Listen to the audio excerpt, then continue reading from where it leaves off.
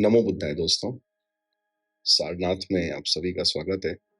Background में आप एक बहुत ही खूबसूरत बौद्ध मंदिर मूलगंध कुटी विहार में देख रहे हैं। आइए सैर करते हैं। उनका के बौद्ध संत अनागरिक धर्मपाल ने 1931 में इस मंदिर का निर्माण करवाया था।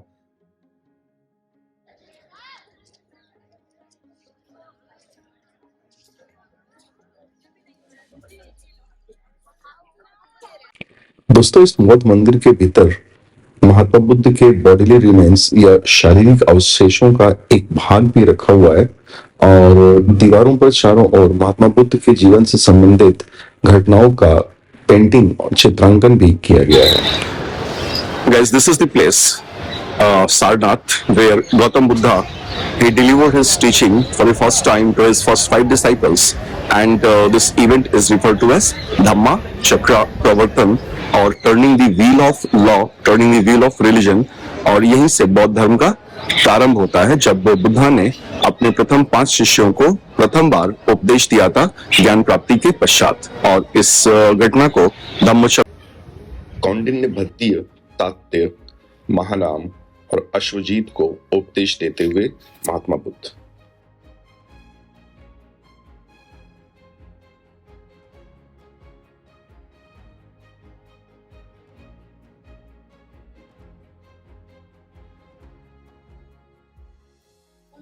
So these are the images of Bodhisattvas, Kashyap, Kanak Muni, Karkushanna, Vesabu, Sekhi, Vipas। प्रथम सम्राट अशोक ने लगवाया था लगभग 2300 साल पहले, और ये एकाश्म प्रस्तर निर्मित है, यानी एक ही बड़े चट्टान से काटकर बनाया गया। इस पर सम्राट अशोक का ब्राह्मी में और प्राकृत भाषा में लिखा हुआ लेख है, जिसमें वो संघ में फूट डालने वाले भिक्षु और भिक्षुणियों को चेतावनी देता है कि वे फूट न डालें, संघ को तोड़ने का प्रयास न करें।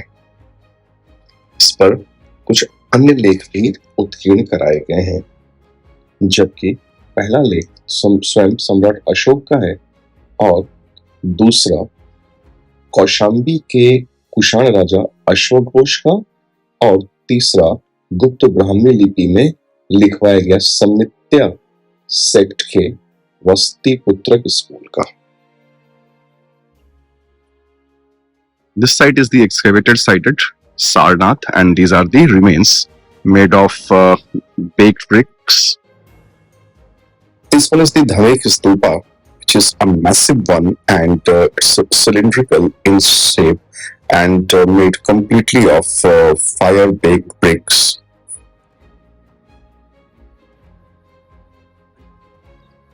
सारनाथ का धमेक स्तूप ईंटों से निर्मित है और ये तकरीबन 2500 साल पुराना है।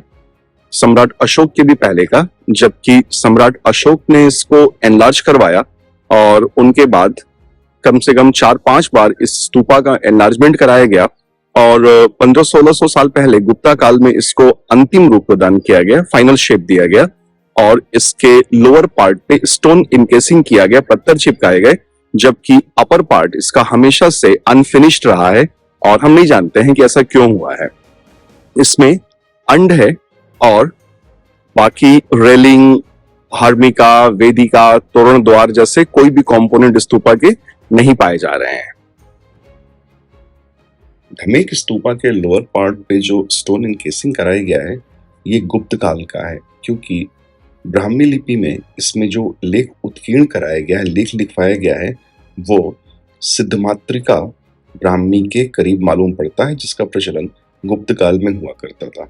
और वैसे भी जो फ्लोरल और ज्योमेट्रिकल डिजाइन्स भी बनाए गए हैं, वो भी गुप्त काल के ही हैं और उनका प्रचलन गुप्त काल में ही हुआ करता था।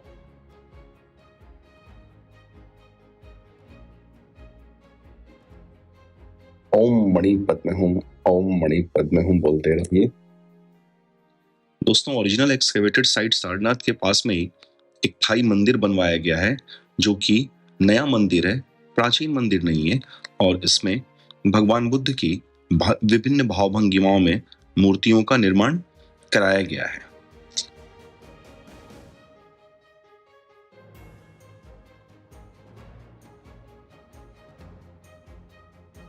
आई मंदिर में भगवान बुद्ध की यह विशालकाय मूर्ति typical Sarnath school of sculpture में बनवाई गई है, जिसका upper body part slightly tilted है अपने एक्सिस पर।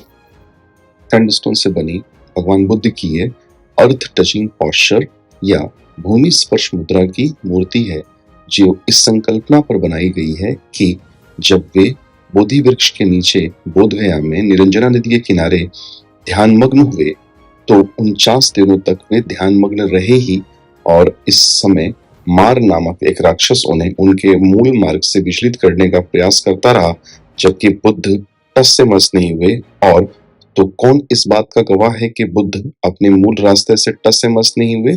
तो बुद्ध ने कहा कि भूमि इस बात की गवाह है कि जब मैं 49 दिनों तक ध्यानमग्न रहा ज्ञान की प्राप्ति के लिए, तो मैं अपने रास्ते से टस से मस नहीं हुआ, हिला तक नहीं था वहां से। ये भूमि स्पर्श मुद्रा। दोस्तों, आज के लिए इतना ही। फिर आगे हम किसी दूसरे वीडियो लेक्चर में किसी दूसरी जगह घूम रहे होंगे। तब तक के लिए अपना ख्याल रखिएगा। Thank you so much. Thanks a lot. NaMo बुद्धाय।